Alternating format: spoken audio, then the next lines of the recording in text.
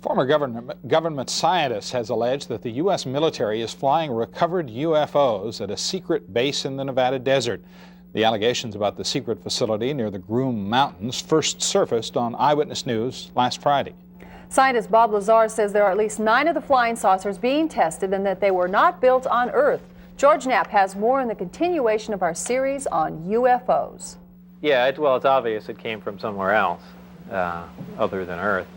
Scientist Bob Lazar is convinced that the technology he saw being tested at a secret base in the Nevada desert is of alien origin, and for Lazar, the proof is at least partially in the furniture. One of the 9 flying discs he says he saw at the base, which was designated S4, looks exactly like this UFO photographed in Europe. Lazar called it the sport model. I gave everything simple names. There's the top hat one, and the Jello mold, and the sport model operated, without any hitches at all. I mean, it looked new.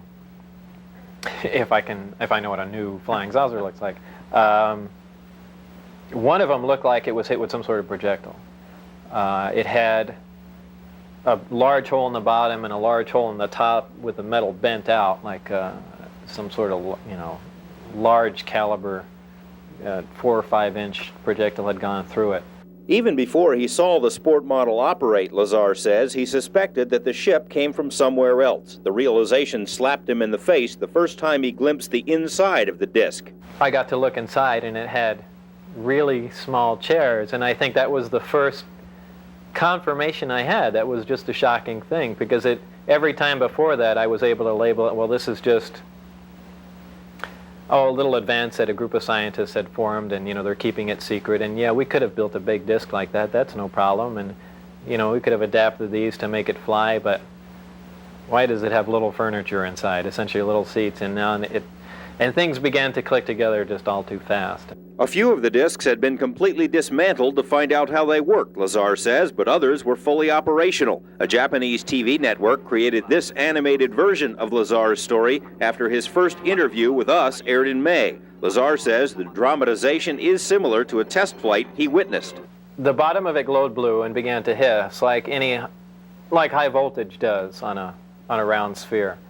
It's my impression that the reason that they're round and have no sharp edges is to contain the high voltage. Like if you've seen on high voltage systems, insulators, things are round or else you get a corona discharge. In either case, it began to hiss as in high voltage, and it lifted off the ground quietly, except with that little hiss in the background, and then that stopped as soon as it reached about 20, 30 feet. Lazar says the test of the sport model was a short one, that it made only a few moves before setting back down. He didn't see who was actually flying the craft, but was very impressed nonetheless. Well, there's no action-reaction system to it. There's no, like in a jet engine, exhaust gas being thrown out, no propeller, no noise. It's just,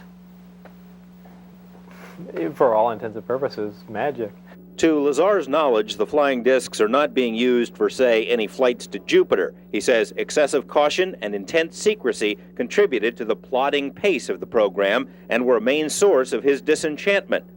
It's just unfair, outright, not to put it in the hands of the overall scientific community. There are people that are much more capable of dealing with this information, and by this time would have gotten a lot further along than this select small group of people working out in the middle of the desert. They don't even have the facilities really to completely analyze what they're dealing with. Well, he was being quiet, and if he kept me abreast of anything, he kept me abreast of the security checks. They'd randomly drop by his house. They threatened his wife. They threatened his wife's life. They had done all that, so we really didn't converse. I mean, he really was adhering to the program.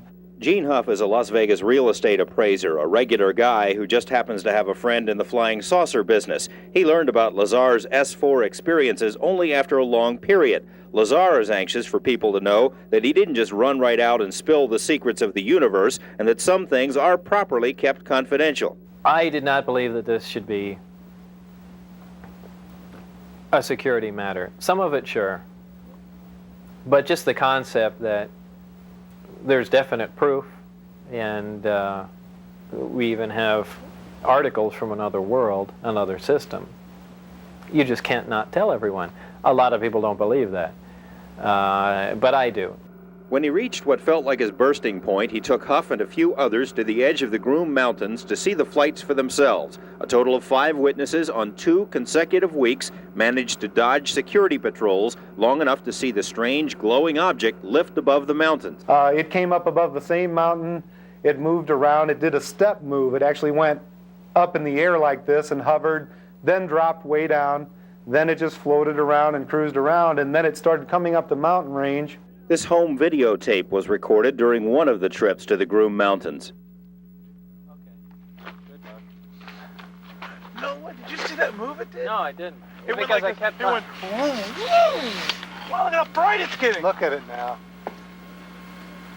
Getting bright. Not Here, bright hold- enough for me to get the son of a bitch. Here, hold on, right here.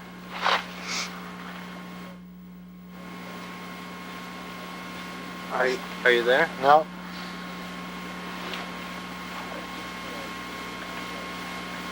It is bright right now. Admittedly, the tape proves very little by itself because with the distance and darkness, there are no reference points other than the alleged flying disc. But Lazar's information about the time and location of the test flights proved correct, not once but twice. That, according to our off-camera interviews with each of the other witnesses. Gene Huff describes his second sighting. Through the telescope, we had seen it was an elliptically shaped light. You know, that's about, because you can only get so close, even with a telescope, to a secure facility. Anyway, it came by up by us very rapidly. It glowed and glowed brighter like a sun, and we almost got the feeling it was going to explode. It glowed so bright, and we backed up behind the car.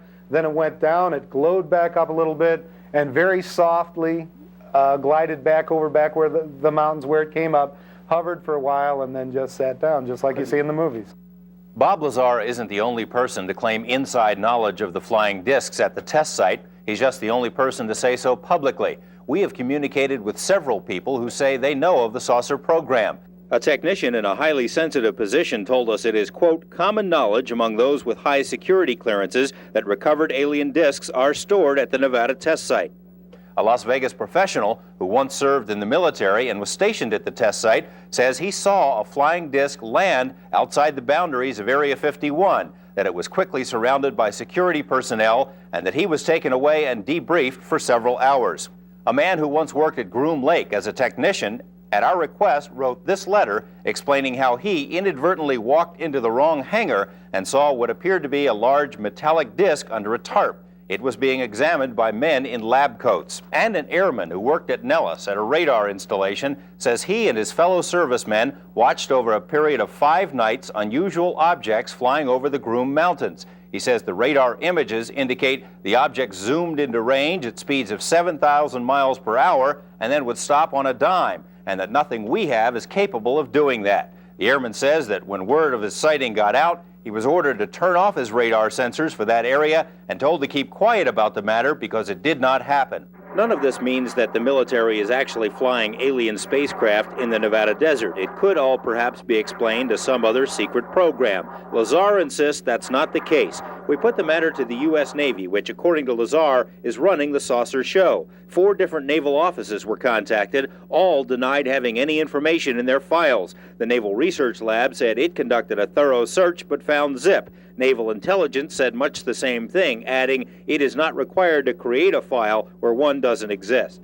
A side note, we also requested files on a UFO sighting over Tremonton, Utah in 1952. The Navy spent more than 1,000 hours studying film of that sighting, a fact that's been noted in several publications. But for purposes of our request, the Navy couldn't find those files either. The group that runs this project, whether it really is the Navy or they just say that, apparently these people have executive power. They don't report to anyone. Tomorrow, more troubling allegations about the military potential of alien technology. George Knapp, Eyewitness News 8.